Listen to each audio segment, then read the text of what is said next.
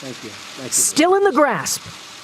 President Trump's new relationship with Vladimir Putin face-to-face at the G20, laid out in a first-person account on Twitter. I strongly pressed President Putin twice about Russian meddling in our election. He vehemently denied it. I've already given my opinion.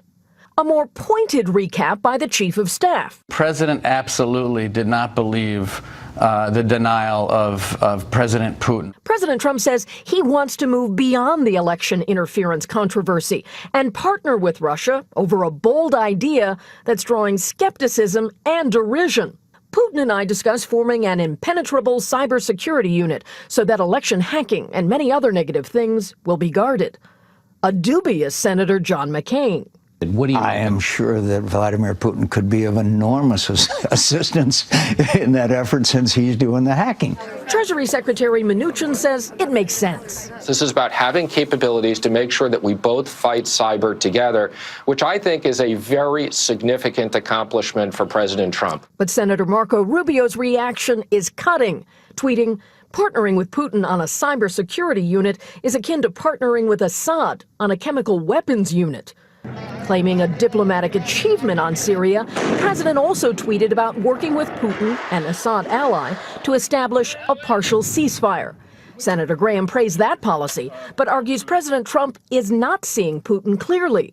He's got a blind spot, and to forgive and forget when it comes to Putin regarding cyber attacks is to empower Putin, and that's exactly what he's doing.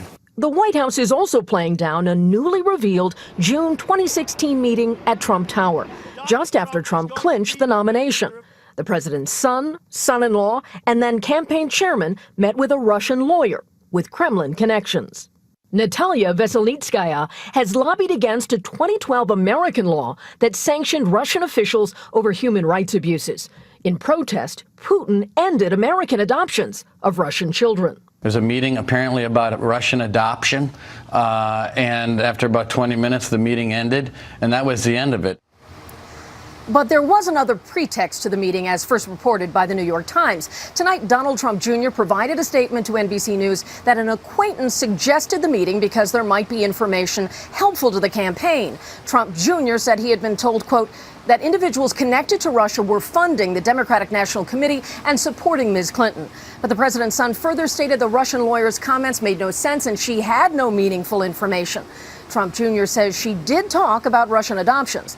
Both the president's son and his outside legal team say Donald Trump had no knowledge of the meeting.